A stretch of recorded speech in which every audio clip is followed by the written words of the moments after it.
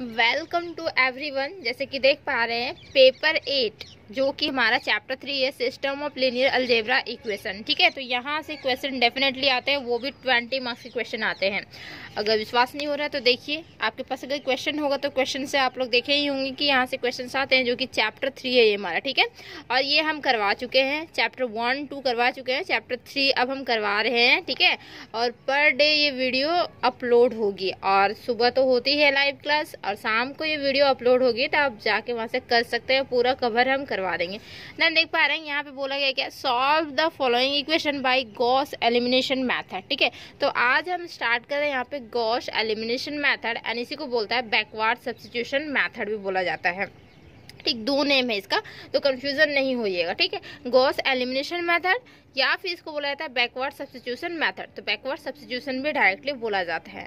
ठीक, तो एक्चुअली में देखिए कभी कभी क्या होता है, ये वेरी इंपॉर्टेंट है, ज़्यादा से ज़्यादा चांसेस रहता है यही थ्योरम पूछने का, जस्ट लाइक अ थ्योरम में। ठीक है, ये मेथड ही पूछ देगा आपको एग्जाम में, तो ये वेरी इंपॉर्टेंट हो जाती है। ये हमेशा याद रखिए किस तरीके से इसे हम लिखते हैं, किस तरीके से सॉल्व करते हैं। ठीक है, एंड इससे रिलेटेड क्वेश्चंस भी आते हैं, तो क्वेश्चंस भी करवाएंगे और ये जो मेथड है मेथड भी करवाएंगे। यहाँ पे एग्जाम में 19 का है ये, हाँ 19 to 22 का है क्वेश्चन। ठीक है, तो इससे पहले देखिएगा तो आया था मेथड पूछा था, लेकिन यहाँ पे पूछा है इससे रिलेटेड क्वेश्चंस पूछा है। ठीक है, तो क्वेश्चंस भी पूछेगा और मेथड भी पूछेगा, तो मेथड भी करनी है, क्वेश्चंस भी करनी है। और इस चैप्टर में 4 ही मेथड है, गॉस एलिमिनेशन मेथड है, फिर जॉर्डन मेथड आती है, फिर सिल्ड मेथड आती है, और एक शायद जैकोबियन मेथड आती है। 4 मेथड आती है, चारों मेथड हम करवाएंगे, और चारों मेथड से किस तरीके से हम लोग क्वेश्चन सॉल्व करते हैं वो सारे क्वेश्चंस भी करवाएंगे। तो जरूर से जरूर इस वीडियो को शेयर कर दीजिए, और जो भी नए हैं तो चैनल को जरूर सब्सक्राइब कीजिए and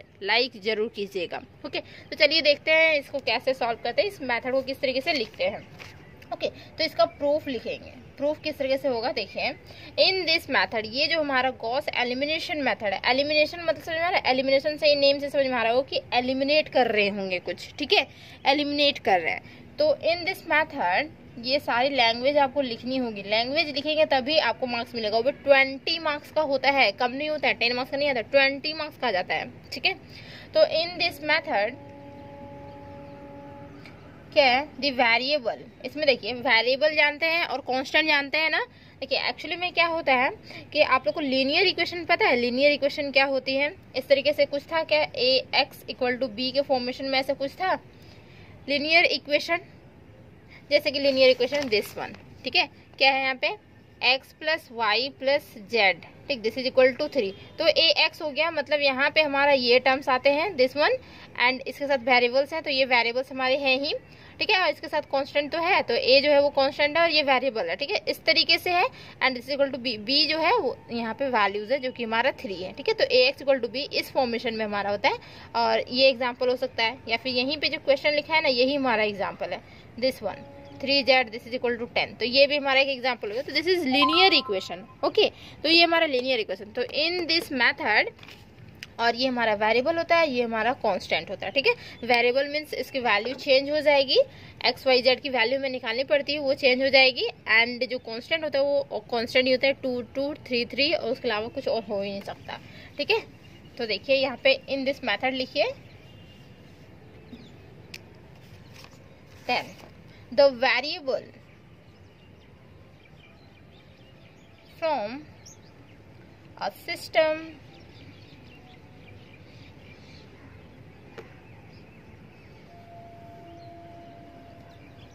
in this method, the variable from a system of linear equation, okay, of linear equation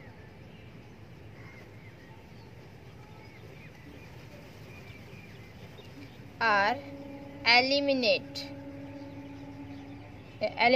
successively मतलब एक एक करके, एंड एलिमिनेट करना मतलब हटा देना। ठीक है, एलिमिनेट होता है ना, जैसे हम लोग प्लेयर होते हैं तो उसको एलिमिनेट कर दिया जाता है, मतलब क्या, उसको बाहर करना। ठीक है, तो in this method the variable from a system of linear equation are eliminate successively. ठीक है, वेरिएबल को हटाएंगे धीरे धीरे करके, वेरिएबल को एक एक करके हटाते जाएंगे, and the system of linear equation is reduced to the upper triangular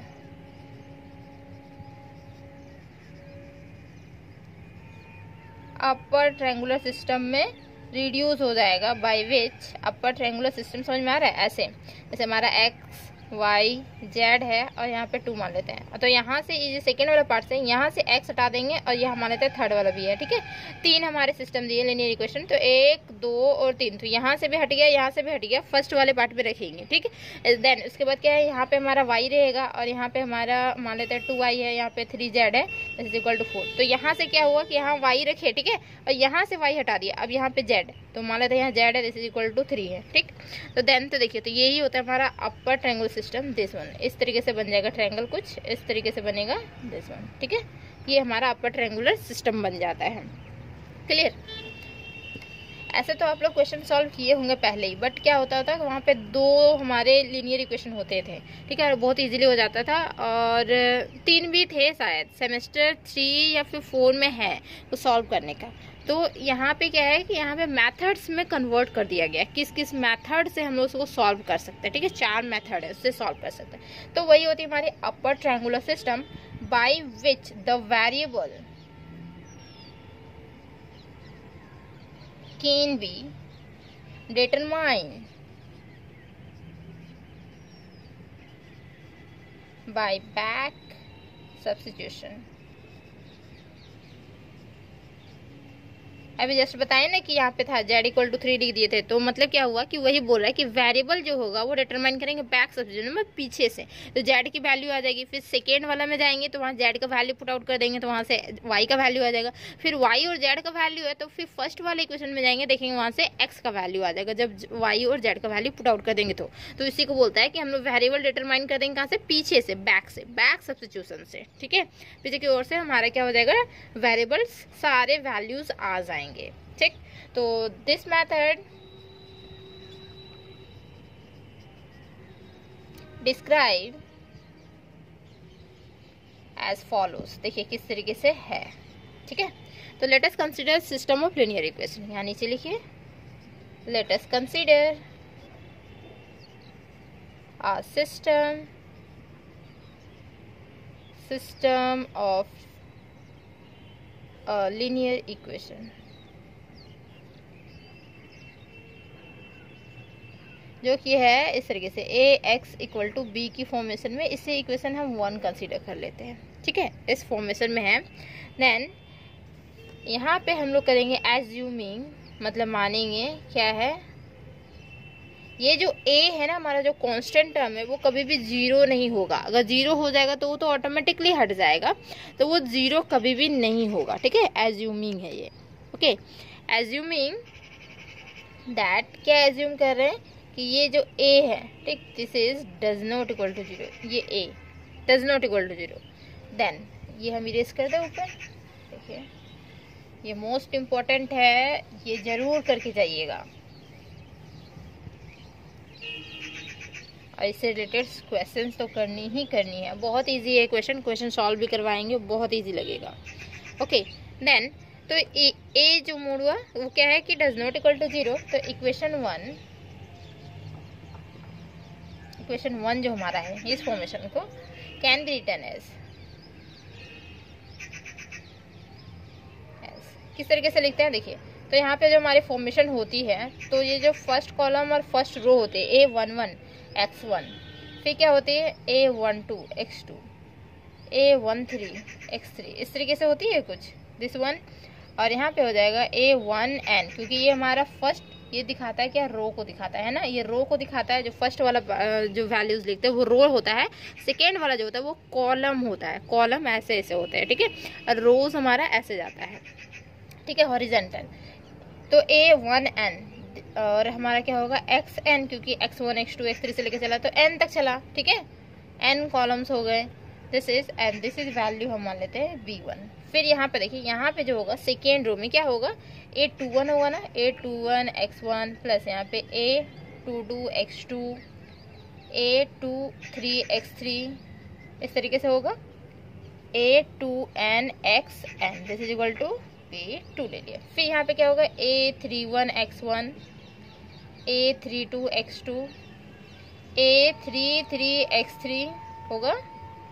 यहाँ पे क्या होगा, A3nxn, this is equal to B3 ले लिए। ठीक है, इस तरीके से सिस्टम्स आएंगे। तो जितना भी हो सकता है n टर्म्स तक इधर हो सकते हैं, या फिर हो सकता है कि नीचे तक n टर्म्स तक। तो देखिए एक्चुअली में क्या है ना, दोनों साइड हम दिखा देते हैं। इस साइड जब हम n टर्म्स तक लिए, n कॉलम्स, ठीक है, n कॉलम्स ये हमारा हो गया ना, तो n रोज भी लेंगे। ऐसे नीचे नीचे रोज जा रहा है, मतलब हॉरिजेंटल। वर्टिकली जब हम n तक लिए तो हॉरिजेंटल भी हम लोग n तक ही लेंगे। ठीक है, तो एग्जाम में इसीलिए बोला जाता है n तक क्यों दिखाते हैं, क्योंकि एग्जाम में 3 हमारा पूछ सकता है, या फिर 4 पूछ सकता है, या 5 पूछ सकता है। ठीक है, लिनियर इक्वेशन कितना भी दे सकता है। ज़्यादा से ज़्यादा चांसेस रहेंगे 4 लिनियर इक्वेशन देंगे, उससे ज़्यादा नहीं दे सकता। 5 तो दे ही नहीं सकता, 5 नहीं देता है, थोड़ा टफ हो जाएगी 5। ठीक है, देन तो यहाँ पे लास्टली लिखेंगे क्या कि AN1। ठीक है, n हमारा nth रो हो गया ये, और x1 होगा प्लस AN2x2 प्लस AN3x3, और ये कहाँ तक जाएगा, ANn जाएगा, nth रो nth कॉलम, और xn, this is equal to क्या होगा, BN हो जाएगा। और ये जो पूरा कंप्लीटली आया है, इसे इक्वेशन 2 कंसीडर कर लेते हैं। इक्वेशन 1 को ही हम लोग कन्वर्ट कर दिए इक्वेशन 2 में। ठीक है, मतलब इस फॉर्मेशन को लिखे, इक्वेशन 1 को ही हम लोग इस तरीके से लिख सकते हैं। ठीक है, और उसे इक्वेशन 2 कंसीडर कर लिए। क्लियर, समझ में आ रही है ना कि किस तरीके से हो रहा है। ओके, देन उसके बाद देखिए इसको क्या करेंगे हम लोग, बहुत इजी है। क्या करना है ना, यहाँ पे जो ये टर्म्स है, ये टर्म्स सिर्फ रहेगा, अब बाकी सब यहाँ पे इरेज होगा, है ना। सब्स्टिट्यूशन मेथड मतलब एलिमिनेशन मेथड है ना, एलिमिनेट कर रहे हैं, वही हुआ बैकवर्ड सब्स्टिट्यूशन, बैक से सब्स्टिट्यूट करेंगे, या एलिमिनेशन मेथड बोलिए इसे। तो एलिमिनेट कर रहे हैं मतलब क्या कि ये एलिमिनेट, यहाँ से एलिमिनेट फर्स्ट वाले टर्म्स रहेंगे, और इसमें आएंगे सेकेंड रो में, तो ये वाला टर्म्स रहेगा, बाकी सारा यहाँ पे एलिमिनेट हो जाएगा। यही होता है ना एलिमिनेशन मेथड। ठीक है, तो यहाँ पे लिखेंगे, यहाँ पे देखिए, लेट A11 जो होगा वो does not equal to 0। A11 यहाँ कभी भी 0 नहीं होना चाहिए। जैसे कि माने थे ना कि A जो हमारा मोड था, ये this is does not equal to 0, मतलब ये कांस्टेंट टर्म 0 नहीं होना चाहिए। तो A11 यहाँ पे कांस्टेंट टर्म है, वेरिएबल तो x1 है, तो ये कभी भी 0 नहीं होगा। तो लेट मान लेंगे कि ये हमारा 0 नहीं है। देन तो क्या करेंगे, देन डिवाइड A11 हो सकता है मे बी यहाँ पे 2 हो, मे बी यहाँ पे 3 हो। ठीक है, तो क्या करते हैं ना, उसको हम लोग डिवाइड कर देते हैं फर्स्ट इक्वेशन ऑफ दी, एक second, then divide the first equation of system क्या है, 2 से। ठीक है, मतलब अगर यहाँ पे 2 है तो क्या करेंगे कि 2 से हम डिवाइड कर देंगे, तो क्या हो जाएगा, हमारा 1 बन जाएगा। अगर 3 है तो 3 से डिवाइड करेंगे तो 1 बन जाएगा। अगर 1 है, 1 से डिवाइड करेंगे तो भी हमारा 1 बन जाएगा। मतलब क्या हुआ ना कि यहाँ पे ये डज नॉट इक्वल टू 0 होना चाहिए, एंड इसको डिवाइड करेंगे से first equation of the system 2, मतलब सिस्टम 2 का जो फर्स्ट इक्वेशन है ना, उसी से डिवाइड कर देंगे, इसी टर्म्स को। मतलब A11 को डिवाइड करेंगे, A11 से ही डिवाइड करेंगे। ठीक है, तो देखिए फर्स्ट इक्वेशन यहाँ पे लिखे सिस्टम 2 बाई किससे, तो बाई A11 से ही इसको डिवाइड करेंगे। क्लियर, एंड वी सब्ट्रैक्ट करेंगे। तो सब्ट्रैक्ट करेंगे मतलब क्या, ये सारे तो एलिमिनेट करने होंगे ना, तो अब इसको जो है वो सब्ट्रैक्ट करेंगे किससे, यहाँ से। बट कब, मल्टीप्लाई करके, ये टर्म्स ये टर्म्स ये टर्म सारा मल्टीप्लाई कर देंगे, उसके बाद सब्ट्रैक्ट करेंगे ना, तब तो इजी होगा, तब तो ये सारे हमारे 0 हो जाएंगे। ठीक है, ये सारे हट जाएगा। ठीक, जैसे कि देखिए, then we subtract this equation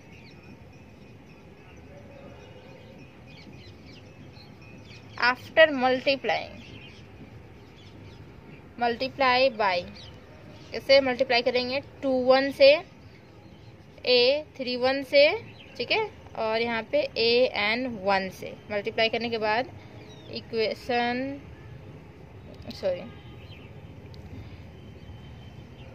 from कहाँ से होगा, from the second, third, nth of the equation, नीचे दिख रहा है क्या, ऑफ हाँ ऊपर इरेज करे, थोड़ा सा करते हैं इरेज, ठीक है। फिर यहाँ पे समझाना होगा एंड ऑफ सिस्टम 2 से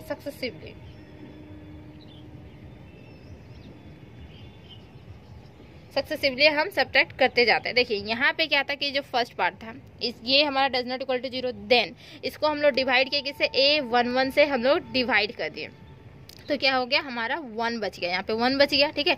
देन इसे सारे एलिमिनेट करने हैं, तो एलिमिनेट कैसे करेंगे, यहाँ पे जब हमारा 1 है, मतलब हम यहाँ पे थोड़ा सा दिखा रहे हैं कि ये हमारा x1 बच गया ओनली 4, और यहाँ पे जो है वो हमारा A21 x1 है, तो इसमें हमें क्या करनी है, इसको माइनस करनी है।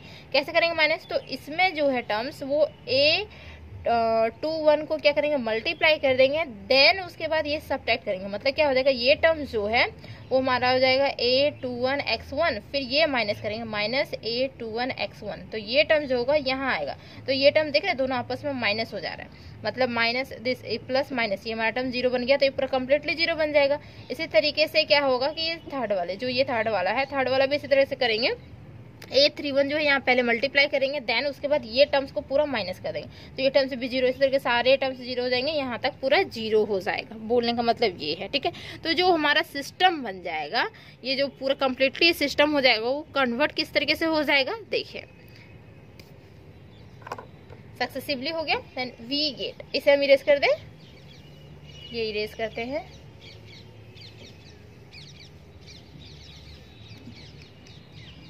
वी गेट क्या होगा, तो फर्स्ट वाला टर्म जो है उसमें तो कुछ होगा नहीं चेंजेस, ठीक है। तो फर्स्ट वाले टर्म्स को हम लोग ऐसे ही लिखते हैं, A1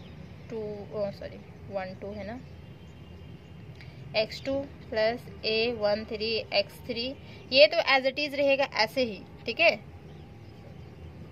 यहाँ पे V1 था, ठीक है, इसमें तो कोई चेंजेस नहीं था, बस A11 को हम लोग डिवाइड कर दिए थे, A11 से ही डिवाइड कर दिए थे, ठीक है। तो वो हमारा 1 बन गया था। आप इसे इरेज कर सकते हो या फिर आप रहने भी दे सकते हो, क्योंकि वहाँ पे कोई भी टर्म्स हमारा हो सकता है, मे बी A11 1 ही हो सकता है, ठीक है, 2 हो सकता है, 3 हो सकता है, कुछ भी हो सकता है, तो इसीलिए आप इसे यहाँ पे रहने दे सकते हो, ठीक है। बट जब हम लोग क्वेश्चन सॉल्व करेंगे तो वहाँ पे पता चल जाएगा। बट यहाँ पे चेंजेस होंगे, यहाँ से सारे हट जाएगा, ये x1 वाला टर्म सारा हट जाएगा, बचेगा क्या, यहाँ वाला टर्म्स। और यहाँ वाला टर्म्स भी जो बचेगा तो थोड़े से क्या होंगे, यहाँ पे चेंजेस हो जाएंगे, यहाँ पे वैल्यूज कुछ चेंज हो जाएगा, यहाँ पे वैल्यूज जो होंगे वो सारे चेंज हो जाएंगे। तो चेंज हो जाएंगे तो उसको किस तरीके से लिखते हैं, देखिए A22 लिखेंगे, ठीक है, और यहाँ पे x2 प्लस यहाँ पे A23 डैश डालेंगे x3, इस तरीके से A यहाँ पे क्या हो जाएगा हमारा 2n है, xn, और ये हम एक डैश डालेंगे, ठीक। दिस इज यहाँ पे B2 है, यहाँ पे भी डैश हो जाएगा, ठीक। इसी तरीके से सारे में हो जाएगा। तो A32 है ना, this one x2, A33 dash x3, सारे में होगा ना, क्योंकि यहाँ पे माइनस कर रहे हैं। फिर यहाँ देखिए पूरा सिस्टम को करना होगा कन्वर्ट, ठीक है, पूरा सिस्टम को, सिर्फ नीचे वाले पार्ट्स तो ये तो हमारे इसके साथ 0 हो जाएंगे, बट यहाँ पूरा सिस्टम को इसको इसके साथ करनी होगी, फिर इसको इसके साथ करनी होगी, फिर इसको इसके साथ करनी होगी। तो ये ऊपर वाला टर्म्स में कोई चेंजेस नहीं होगा, ऊपर वाला टर्म्स एज इट इज वैसे ही रहेगा, बट यहाँ पूरा सिस्टम में चेंजेस आ जाएंगे। क्लियर, समझ में आ रही, पूरा सिस्टम में चेंजेस आएगी, पूरा लीनियर इक्वेशन को ही कन्वर्ट करनी होगी, ठीक है। देन ये हमारा इस तरीके से होगा कुछ, सॉरी यहाँ पे लिखे ही नहीं, 3n डैश xn और यहाँ पे B3 डैश, ठीक है, इस तरीके से होगा। देन लास्ट वाला जो पोर्शन है उसमें क्या होगा, हमारा चेंजेस होगा, देखिए n2 था और यहाँ पे सिर्फ डैश हो जाएगा, दे दीजिए डैश, दिस वन, ये हमारा डैश। तो इस तरीके से कुछ चेंजेस होके आ जाएंगे सारे। देन अब फिर क्या करना है, इसको फिर से आगे बढ़ाना है, तो फिर आगे के लिए क्या करेंगे, सेम भी हम इरेज कर दिए, अच्छा कोई बात नहीं, फिर से लिख देंगे, सेम इसी तरीके से करनी है। अब ये वाला टर्म्स को रखनी है और यहाँ से सारे इरेज कर देनी है, x2 वाला टर्म्स जो भी है सारे इरेज हो जाएंगे, तो इस तरीके से हमारा ट्रायंगल कुछ बन जाएगा, ठीक है। अब क्या करते हैं, देखिए फिर से लिखते हैं, लेट A22 जो है और डैश ये है does not equal to 0। Now we divide the second equation of system, जो कि इसे इक्वेशन 3 कंसीडर कर लीजिए, इक्वेशन 3, ठीक है, इक्वेशन 3 कंसीडर कर लिए। देन तो क्या होगा हमारा, एक सेकेंड।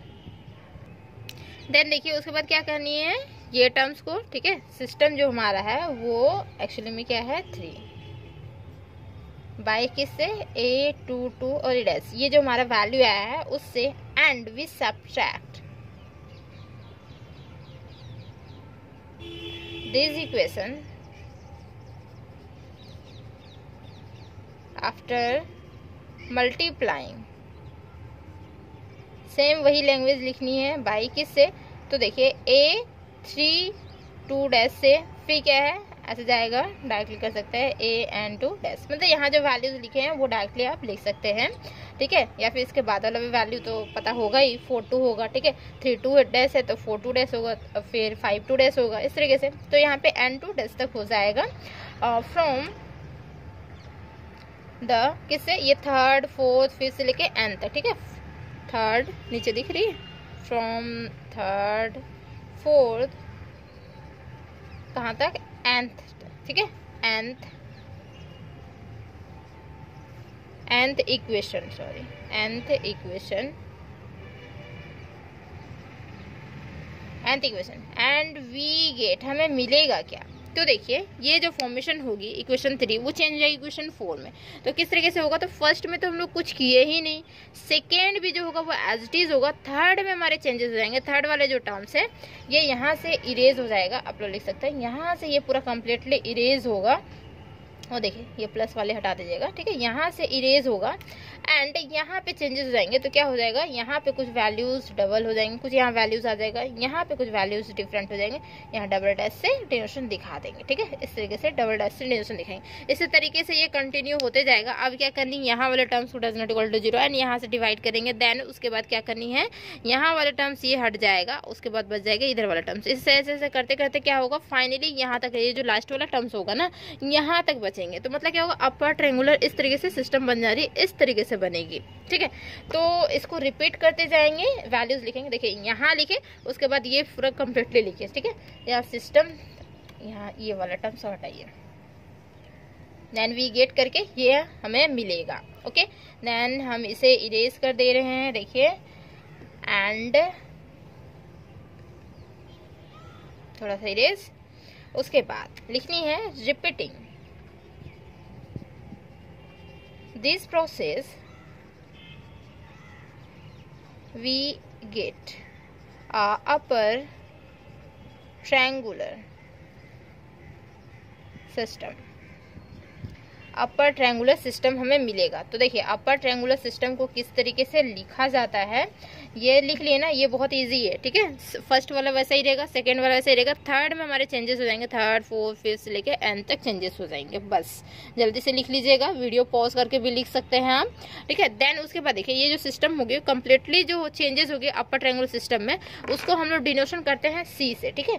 C11 x1 हो जाएगा प्लस C12 x2 13 x3, और ये डिनोशन हमारा है C1n xn, this is equal to, यहाँ पे हम लिख देते हैं वैल्यूज कुछ D1 आ रहा होगा। देन उसके बाद यहाँ पे वैल्यूज आएंगे C22 x2 C23 x3 this one, और यहाँ पे C2n xn this is D2, यहाँ पे भी कुछ वैल्यूज आएगा। देन उसके बाद आ जाएगा C33 x3 होगा यहाँ पे, फिर इस तरीके से C3n xn होगा, दिस इज D3 हो जाएगा, ठीक है। उसके बाद और इसी तरह से कंटिन्यू कीजिए। देन उसके बाद फाइनली यहाँ पे जो रिजल्ट होगी क्या होगी, CNn xn this is equal to क्या होगा, DN होगा, यहाँ पे भी कंटिन्यू करनी है, ठीक है। तो DN इस तरीके से अपर ट्रायंगुलर सिस्टम में ये कन्वर्ट हो जाएगी। एक्चुअली में क्या हुआ, C11 x1 इस तरीके से कैसे हुआ बता रहे हैं, क्योंकि यहाँ पे जो था A11 को डिवाइड किए थे, ठीक है। तो A11 को डिवाइड किए तो A11 में भी हो सकता है यहाँ पे 2 हो, तो 2 को डिवाइड किए 2 से, तो यहाँ पे तो 1 बन गया, बट यहाँ पे मान लेते हैं 3 है, तो 3 जो है उसको डिवाइड किए 2 से, इसी तरह से पूरे डिवाइड किए हैं। तो यहाँ पे चेंजेस पूरे आए, बट हम लोग सिस्टम में ऐसे दिखाते नहीं है कि यहाँ पे चेंजेस आए हैं। जब क्वेश्चन सॉल्व करेंगे तो बहुत ईजी लगेगा, तो वहाँ पता चल जाएगा कि हम लोग एक्चुअली में कर क्या रहे थे, ठीक है। तो ये एक्चुअली में फॉर्मेट होती है, मेथड होती है, इसी तरीके से लिखा जाता है इस मेथड को। अगर कहीं भी प्रॉब्लम है तो आप कमेंट करके पूछ सकते हैं। देन उसके बाद थोड़ी सी लास्ट में लिखनी है कि ये पूरा कंप्लीटली हो गया ना, तो देखिए द अबव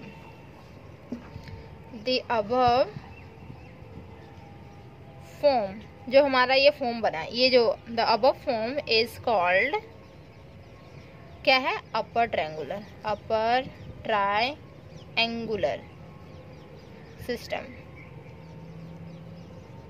बाई क्या, back substitution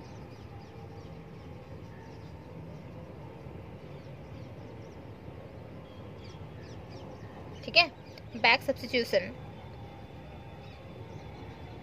we can find, क्या फाइंड कर सकते हैं, the solution of the system of equation या system of linear equation, system of linear equation मतलब वैल्यूज सारे फाइंड आउट कर सकते हैं, एक्स वाई जेड जो भी वैल्यूज आ रहे हैं वेरिएबल्स वो इजीली हम लोग फाइंड आउट कर सकते हैं। जैसे यहाँ पे था, यहाँ पे मान लेते हैं कुछ होगा, एक्स एन का वैल्यूज निकाल सकते हैं ना, एक्स एन का वैल्यूज इजीली निकल जाएगा। फिर यहाँ से हमारा क्या होगा, इससे पहले वाले वैल्यूज निकलेंगे, उससे पहले सारे वैल्यूज इजीली निकल जाएंगे अगर ये ऐसे फॉर्मेशन हमारा अपर ट्रायंगुलर में बन जाता है तो ये थी बेसिकली हमारी गॉस एलिमिनेशन मेथड, एलिमिनेट करते जाते हैं और इसी को बोलता है बैक सब्स्टिट्यूशन, क्योंकि बैक से वैल्यूज पुट आउट करते जाते हैं। ठीक है, तो एग्जाम में कंफ्यूजन नहीं होनी है, कंफ्यूज नहीं होइएगा, डायरेक्टली ऐसे ही लिखनी है। फुल मार्क्स मिलेगा, 10 मार्क्स का 10 मार्क्स, 20 मार्क्स का 20 मार्क्स, ज़्यादा चांसेस है 20 मार्क्स का ही पूछे। तो चैनल को जरूर सब्सक्राइब कीजिए, लाइक कीजिए एंड शेयर कर दीजिए। Thank you so much. अब नेक्स्ट क्लास नेक्स्ट डे होगा।